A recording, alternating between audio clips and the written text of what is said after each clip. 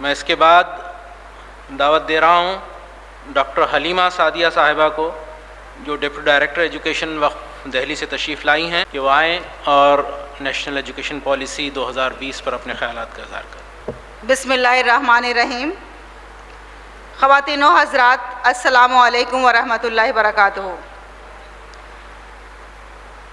जो कुछ अभी हमारे मोहतरम प्रोफेसर साहब ने आपके सामने नेशनल एजुकेशन पॉलिसी के हवाले से बातें की हैं, उसे दोहराने के बजाय मैं यही कोशिश करूंगी कि चंद बातें आपके सामने वो पेश कर सकूं जो मुझे बहैसियत स्कूल हेड के ऐसा लगा कि जो एक खुशाइंद बात है इस पॉलिसी के अंदर। देखिए, चैलेंजेस हर जगह होते हैं, हर दौर में रहे हैं। 1919 में भी चैलेंजेस हुए थे, और जिन्होंने अल्लामा इकबाल को ये कहने पे मजबूर कर दिया था कि अगर उस्मानियों पे कोहे गम टूटा तो क्या गम है, अगर उस्मानियों पे कोहे गम टूटा तो क्या गम है, कि खूने 100,000 अंजुम से होती है सहर पैदा। तो जब तक हज़ारों सितारे नहीं सेक्रीफाइस होंगे, नहीं कुर्बान होंगे, तब तक सुबह कैसे आएगी। So we have to be ready always to face the challenges and to sacrifice a few things to achieve the greater goal and greater purpose.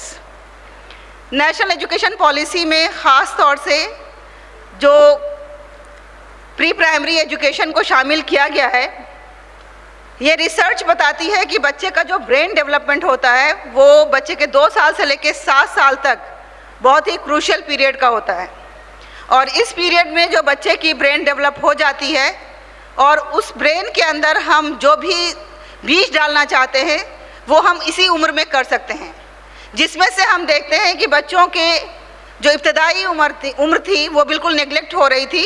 Play school के नाम पे एक पूरा बाज़ार गर्म था, एक पूरा मार्केट था, जिसमें बच्चों की जिस तरह से सही उनकी cognitive development, kinaesthetic development and affective development, social emotional development होनी चाहिए थी, वो ना हो करके बल्कि बच्चों को एक तोते की तरह सजा करके, बना करके और उसे एक नुमाइश के तौर पे पेश किया जाता था।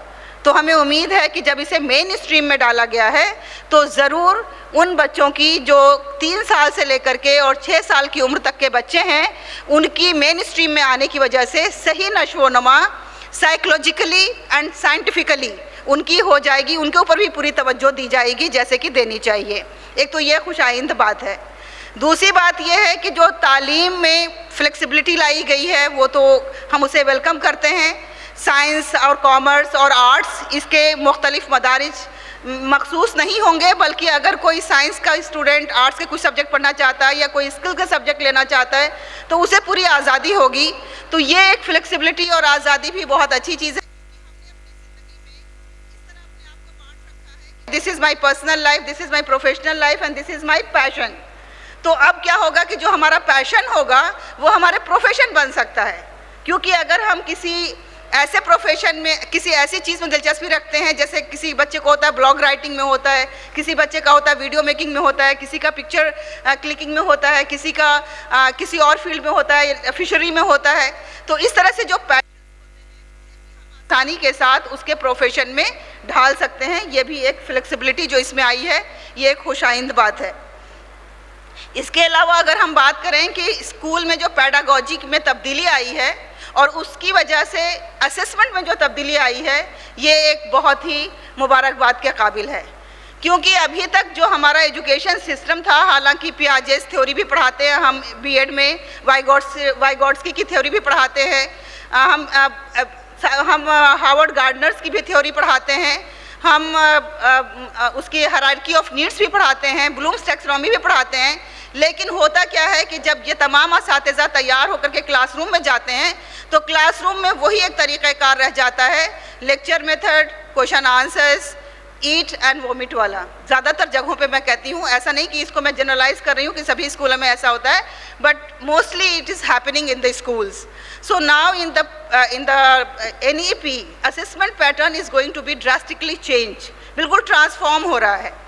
तो first of all we have to have the tracking of each and every period, each and every class and each and every topic. हम जो भी क्लास में पढ़ाएंगे, बच्चे लर्निंग आउटकम हमें बताना पड़ेगा कि इसको पढ़ने के बाद स्टूडेंट्स क्या सीख पाएंगे और वो हमें बाकायदा मेंशन करना होगा, स्टूडेंट्स को भी बताना होगा कि आप इस टॉपिक को करने के बाद ये चीज़ कर पाएंगे आप। और उसके बाद जब हमने वो टॉपिक कर लिया तो उसके बाद फिर हमें ट्रैकिंग भी करनी है, उनका असेसमेंट करना है देन एंड देयर, जिससे कि हम समझ पाएँ कि हमारा टॉपिक मुकम्मल हुआ या नहीं। और जो स्टूडेंट्स नहीं कर पाए उनकी अलग से रेमेडियल क्लासेस के ज़रिए, एक्स्ट्रा क्लासेस के ज़रिए उसे पूरा करना है। कल यही टॉपिक मैंने एक बीड में भी लिया था, वहाँ पे एक टीचर बाद में मुझसे आके पूछने लगी कि मैम आप कह रही थी कि examination is not to fail and pass but examination is to make the students learn, इसका क्या मतलब था? तो मैंने उसे बताया कि देखो हम इस क्लास में क्यों जाते हैं, हम इसलिए जाते हैं ताकि एक पर्टिकुलर टॉपिक जो हमें लेना है वो बच्चों को आ सके, समझ में आ सके। वो जैसे हमने कोई पोएम पढ़ाई है तो बच्चे पोएम को समझ सकें और पोएम के मकसद को जान सकें, और ऐसी ही कोई पोएम अगर वो प्रोड्यूस करना चाहते हैं तो वो क्रिएट भी कर सकें। तो एक टीचर का मकसद ये होता है असेसमेंट के ज़रिए कि अगर जिस बच्चे को नहीं आया है उसे फिर आना चाहिए, उसके लिए कोशिशें करना। तो ये जो नया असेसमेंट है ये 3 डिग्री अगर 360 डिग्री डायमेंशनल है, जिसमें कि असेसमेंट ना सिर्फ ये कि टर्म एंड एग्ज़ाम के ज़रिए होगा बल्कि असेसमेंट हमारे डे 1 से शुरू हो जाएगा। First tracking will be there, then there will be assessment for the formation, formative assessments will be there for the learning, and then after that the assessment will be not only by the teacher but the assessment is going to be by the child himself. बच्चा खुद को assess करेगा, self assessment, and then assessment by the parents, and then assessment by the teacher, and then assessment by the peer as well. Believe me, maximum learning happens by the peer. जो बच्चों एक साथ आपस में discussion करते हैं, group discussion के ज़रिए, डिबेटिंग के ज़रिए, आपस में किसी प्रोजेक्ट पे अगर कोलैबोरेटिवली वो काम करते हैं तो मैक्सिमम लर्निंग वहाँ होती है। And this is a very effective tool that we have to keep in mind. इसी असेसमेंट को मद्देनज़र रखते हुए जो पैडागोजी में तब्दीली आएगी, वो पैडागोजी में तब्दीली ये आएगी कि more focus will be on the experiential learning and more focus would be on correlating the topics with the real life. तो ऐसा नहीं कि हमने बच्चों को कुछ भी पढ़ा दिया क्लास में और जब बच्चा बाहर निकल रहा है तो उसे कुछ समझ ही नहीं आ रहा कि यह क्या पढ़ा दिया मैम ने। तो अगर हम बच्चों को कोई चीज़ मेजर करना सिखा रहे हैं तो हम क्यों ना उसको इस बिल्डिंग की हाइट मेजर करने को कहें, एंड क्यों ना हम उसको ये फार्मूला सिखाएं कि किसी बिल्डिंग की हाइट कैसे ली जाती है। तो हम उसे पेपर पे कराने के बजाय practically where the child is sitting we have to ask him to measure this buildings height. So in this way we have to correlate the content, the topics what we are teaching in the class with the real life, and we have to give the child an experiment, and on the basis of that experiment we have to then ask in the class that what was his experience and how he felt while doing this particular experiment. तो ये इस पे ज़्यादा जोर होगा जिसमें बच्चे को प्रोवोक किया जाएगा सोचने के लिए, बच्चे को प्रोवोक किया जाएगा खुद से करने के लिए। यकीन जानिए कि हम बच्चों को नहीं पढ़ाते हैं, अ फर्म बिलीव, हम बच्चों को नहीं पढ़ाते हैं, बच्चा खुद सीखता है, हम फैसिलिटेट करते हैं। मुझे याद है जब मैं ऑस्ट्रेलिया में थी तो वहाँ पे मैं कैंगरू का ज़ू देखने के लिए गई थी। तो क्योंकि कैंगरू वहाँ के बहुत मशहूर हैं, कोई भी जाएगा ऑस्ट्रेलिया तो सबसे पहले वो यही सोचेगा कि चलो मैं कैंगरूज़ को देखूँ अपनी आंखों से, जबकि पिक्चर पे देखते हैं, टीवीज़ में देखते हैं। तो जब मैं वहाँ गई तो वहाँ पे मैंने देखा कि 25-30 बच्चों का एक ग्रुप था जो तकरीबन 8 से 12 साल की उम्र के थे, और हर एक के हाथ में ऐसी बिल्कुल सेम डायरी थी, और वो जहाँ जहाँ जा रहे थे बस कुछ डायरी में नोट कर रहे थे, फिर आगे जाते थे, फिर डायरी में नोट करते थे, फिर आगे जाते थे। तो मैंने आउट ऑफ क्यूरियोसिटी एक बच्चे से पूछ लिया, मैंने कहा बेटे आप ये क्या कर रहे हैं? तो उन्होंने ये बताया कि हमारे यहाँ कल लेसन होने वाला है जिसमें कैंगरू के बारे में पढ़ाया जाएगा, तो हमें टीचर ने आज ज़ू भेजा है कि आप ज़ू में जाइए और आप पहले ऑब्ज़र्व करके आइए पूरे ज़ू को कि कैंगरूज़ कहाँ रहते हैं, कैसे रहते हैं, क्या खाते हैं, उनके हैबिट्स को आप ऑब्ज़र्व कीजिए, उनके मूवमेंट्स को ऑब्ज़र्व कीजिए। हम वही नोट कर रहे हैं ताकि अगले दिन जब क्लास में टीचर के साथ डिस्कशन हो तो हम उन्हें बता सकें कि हमने ये देखा है। तो ये है एक एक्सपीरियंशियल लर्निंग का तरीका जिस पे कि ज़्यादा जोर दिया जाएगा। अब अगर हम ओवरऑल इस पॉलिसी की बात करें तो इसमें जो पिछड़े हुए लोग हैं, जो बैकवर्ड हैं, जो डिसएडवांटेज ग्रुप है, जाहिर सी बात है कि अगर हम एजुकेशन को देखें तो उसमें हम ही आते हैं। तो हमारे लिए उसमें खुशाइंद बात यह है कि अलग से उसमें इंक्लूजन के लिए प्रोविज़न रखा गया है कि हमारे लिए हमें ऊपर उठाने के लिए, हमारे एजुकेशन के मेयार को ऊपर उठाने के लिए उसमें अलग से कोशिशें की जाएंगी, उसके लिए अलग से फ़ंड्स भी मुकर्रर किए जाएंगे। तो ये कोई ऐसी बात नहीं है जिसके लिए हमें फ़िक्रमंद होने की ज़रूरत है, बल्कि इसके इस्तकबाल करने की ज़रूरत है। और टीचर्स एजुकेशन पे इस पर बहुत ज़ोर दिया जाएगा। रही बात टीचर्स एजुकेशन की, तो चाहे एनईपी इस पर ज़ोर डाले या ना डाले, हमारे मोअल्लिमीन जो यहाँ हमारे साथ हैं, मैं भी एक टीचर हूँ, मैं ये कहना चाहती हूँ कि एक टीचर उस वक्त तक अच्छा टीचर हो ही नहीं सकता जब तक कि वो अपनी लर्निंग को कंटिन्यू ना करे। जैसे कि एक चिराग से उस वक्त तक रोशनी नहीं आएगी जब चिराग खुद को जलाता ना रहे। तो जब तक हम खुद को जलाएंगे तभी हम रोशनी दे पाएंगे। अगर जलाना बंद कर देंगे, रोशनी बंद हो जाएगी। तो बराहे करम मैं आप सबसे यही गुजारिश करूँगी कि एनईपी को गौर से पढ़ें, उसे समझने की कोशिश करें।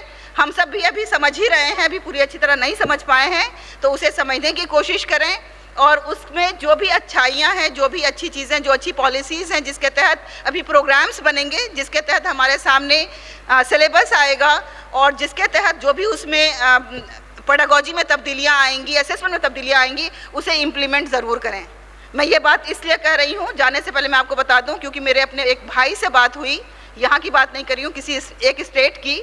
उन्होंने मुझे कहा कि मैंने कहा आप लोग क्यों इतनी मुखालफत करते रहते हैं, हर वक्त माइनॉरिटी करते रहते हैं। मेन स्ट्रीम में अगर वो कुछ आपके ऊपर सख्तियाँ लागू करते हैं तो आप क्यों आखिर ऐसा करते हैं?